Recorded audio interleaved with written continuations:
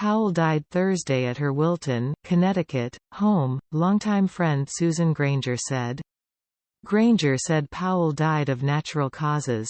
Jane was the most wonderful friend, Granger said. She was candid, she was honest.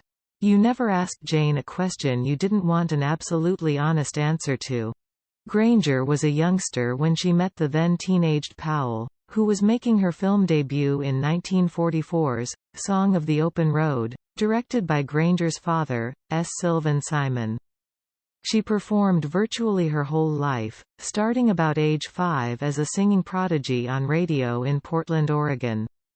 On screen, she quickly graduated from teen roles to the lavish musical productions that were a 20th-century Hollywood staple. Her 1950 casting in Royal Wedding came by default. June Allison was first announced as Astaire's co-star but withdrew when she became pregnant. Judy Garland was cast, but was withdrawn because of personal problems.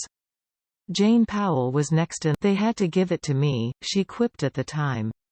Everybody else is pregnant. Also among the expectant MGM stars, Lana Turner, Esther Williams, Sid Charisse and Jean Hagen. Powell had just turned 21 when she got the role. Astaire was 50.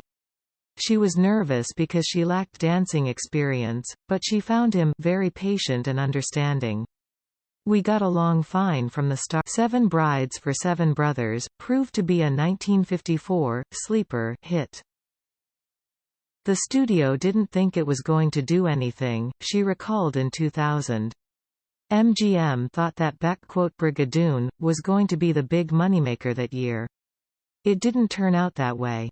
We were the ones that went to the Radio City Music Hall, which was always such a coup. The famed New York venue was a movie theater then.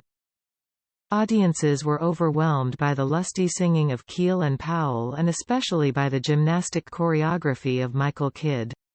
Seven Brides achieved classic status and resulted in a TV series and a Broadway musical.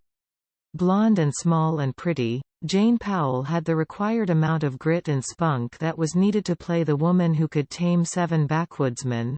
John Coble wrote in his book, Gotta Sing Gotta Dance, A Pictorial History of Film Musicals. After 13 years at MGM, though, Powell quit the studio, reasoning that she was going to be fired, because they weren't going to be doing musicals anymore. I thought I'd have a lot of studios to go to, she said in 2000, but I didn't have any, because no one wanted to make musicals. It was very difficult, and quite a shock to me. There's nothing worse than not being wanted. She found one musical at RKO, The Girl Most Likely, a 1958 remake of Tom, Dick and Harry. Aside from a couple of minor films, her movie career was over. She was born Suzanne Lorraine Burse in Portland, Oregon, in 1928.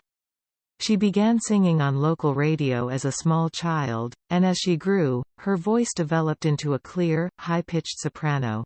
When the Burse family planned a trip to Los Angeles, the radio station asked if Suzanne would appear on a network talent show there. The tiny girl with a 2.5-octave voice drew thunderous applause with an aria from Carmen, and was quickly put under contract to MGM. Her first movie was a loan-out to an independent producer for Song of the Open Road, a 1944 mishmash with W.C. Fields, at the end of his career, and Edgar Bergen and Charlie McCarthy. The character's name in Song of the Open Road was Jane Powell, and MGM decided that that would be her movie name. She played teens in such films as Holiday in Mexico, Three Daring Daughters, and A Date with Judy. But she pleaded with the studio bosses to be given grown-up roles and finally succeeded in Royal Wedding. Frothy romances and musicals continued to dominate her career, including Young, Rich and Pretty, Small Town Girl, and Three Sailors and a Girl. After her movie career ended, musical theater offered plenty of work for a star of her prominence and talent. She sang in supper clubs, toured in such shows as The Unsinkable Molly Brown, and I Do, and replaced Debbie Reynolds in the Broadway run of Irene. She frequently appeared on television, notably in the Judy Garland role in a new version of Meet Me in St. Louis. As she approached her 70s, Powell abandoned her singing career. "I can't hit the high notes, and I won't be second-rate," she explained in 2000. She switched to drama, appearing in New York theater in such plays as A Vow, portraying mother of an unmarried, pregnant daughter and a son who wanted to marry his. Powell's first 4 marriages ended in divorce. To Geary Stephan, son Geary, daughter Suzanne, Patrick Nerney, daughter Lindsay, James Fitzgerald and David Parler.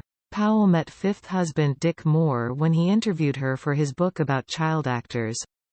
As Dickie Moore, he had been a well-known child actor in the 1930s and 40s and gave Shirley Temple her first screen kiss in Miss Annie Rooney 1942. Moore, head of a New York public relations office, and Powell married in 1988. Jane Powell survivors include her daughter, Lindsay Nerney, Granger said.